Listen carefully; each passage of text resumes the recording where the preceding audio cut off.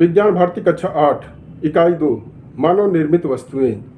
बच्चों, आप आसपास कई तरह की वस्तुएं देखते हैं। कपड़ा, पेन, पेंसिल के साथ ही लोहा, लकड़ी, घर, मकान, पेड़ पौधे, जीव जंतु, तमाम तरह की चीज़ें देखते हैं। इसमें से आप देखते हुए कुछ चीज़ें मानव निर्मित हैं, कुछ चीज़ें मानव ने नहीं बनाया है। जिन्हें मानव ने नहीं बनाया है वे प्राकृतिक वस्तुएं हैं, और जिन्हें मानव ने बनाया वे मानव निर्मित हैं। तो प्रकृति प्रदत्त वस्तुएं प्राकृतिक वस्तुएं कहलाती हैं, और मानव द्वारा निर्मित वस्तुएं जिन्हें मानव ने अपने उपयोग के लिए बनाया है, मानव निर्मित वस्तुएं हैं। जैसे हम शुरुआत करते हैं वस्त्र से। वस्त्र आप जानते हैं कई तरह के वस्त्र होते हैं। कोई सूती होता है, कोई ऊनी होता है, कोई रेशमी होता है। तो सूती वस्त्र जो बनाए जाते हैं, सूत से जो है वो कपास से बनाए जाते हैं। कपास क्या है? प्राकृतिक वस्तु है, क्योंकि हमें प्रकृति से प्राप्त होती है, प्रकृति प्रदत्त है।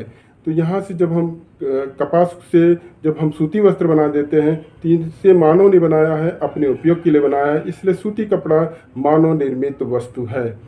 ऊनी कपड़े ऊन से प्राप्त होते हैं। ऊन किससे प्राप्त होते हैं? भेड़ से प्राप्त होते हैं। तो भेड़ से प्राप्त ऊन प्राकृतिक वस्तु है, परंतु ऊन से ऊनी कपड़े जो बनते हैं वे मानव निर्मित है, और मानव ने इसे अपने उपयोग के लिए बनाया है, अपने हित के लिए बनाया है।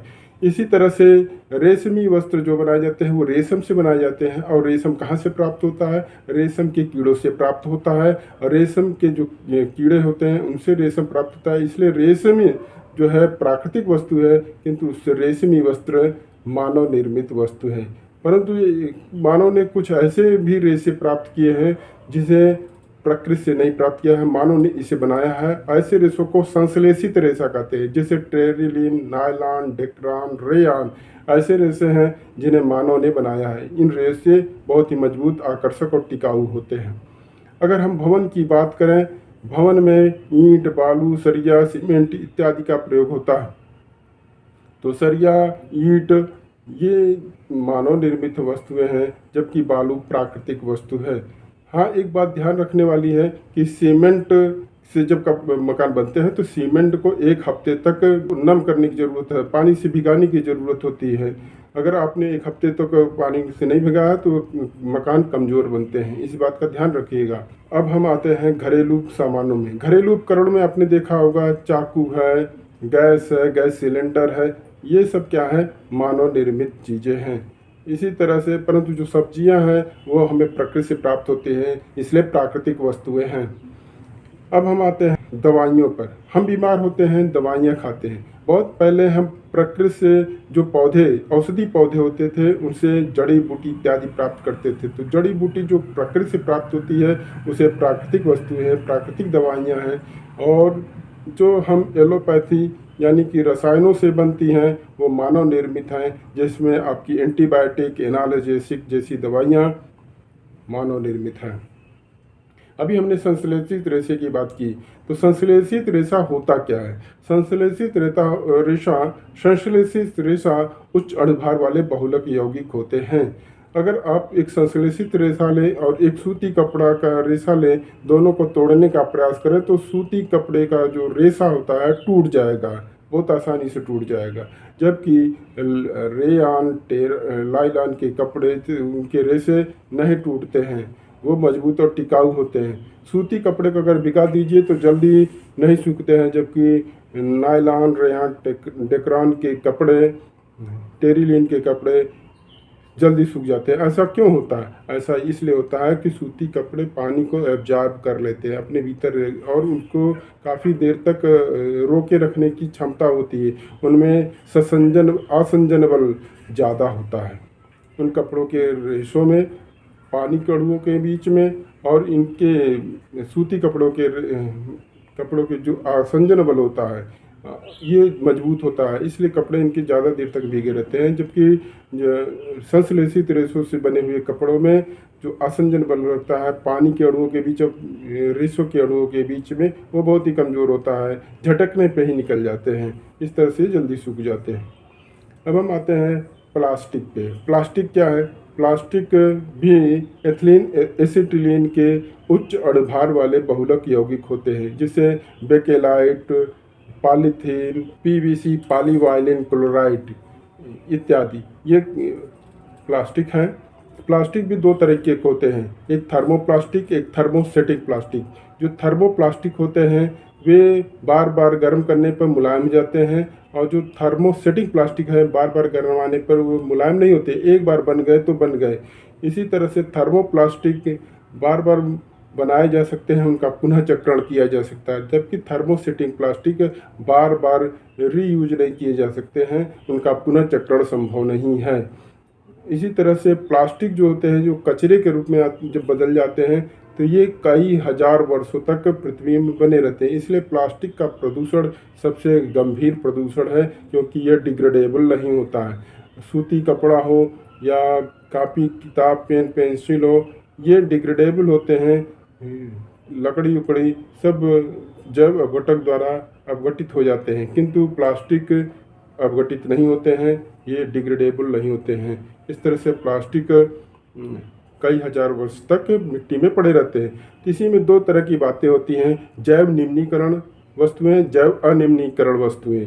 तो जैव निम्नीकरण वस्तुएं वे होती हैं जिसे जीव द्वारा छोटे छोटे भागों में तोड़ दिया जाता है और वे मिट्टी में मिल जाते हैं। ऐसी वस्तुओं को जैव निम्नीकरण वस्तुएं कहते हैं।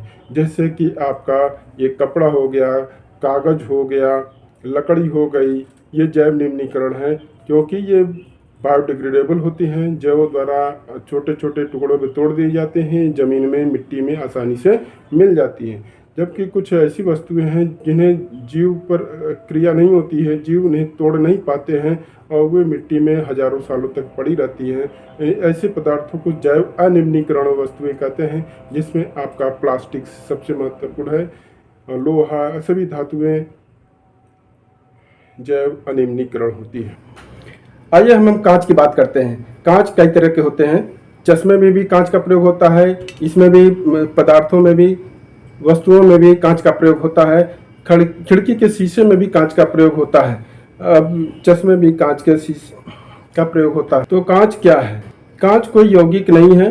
कांच धातुओं के सिलिकेटों का मिश्रण होता है। साधारण कांच सोडियम सिलिकेट, कैल्शियम सिलिकेट इत्यादि का मिश्रण होता है। तो कांच जो है धातुओं के सिलिकेटों का मिश्रण होता है। कांच कोई यौगिक नहीं है और कांच की कोई क्रिस्टलीय संरचना नहीं होती है। कांच को गर्म करेंगे तो यह द्रव के समान बहने लगता है। तो कांच कोई ठोस न होकर अतिशीतित द्रव कहलाता है। कांच क्या कहलाता है? अतिशीतित द्रव, क्योंकि इसको गर्म करेंगे तो द्रव के समान द्रव के रूप में बदलकर बहने लगता है।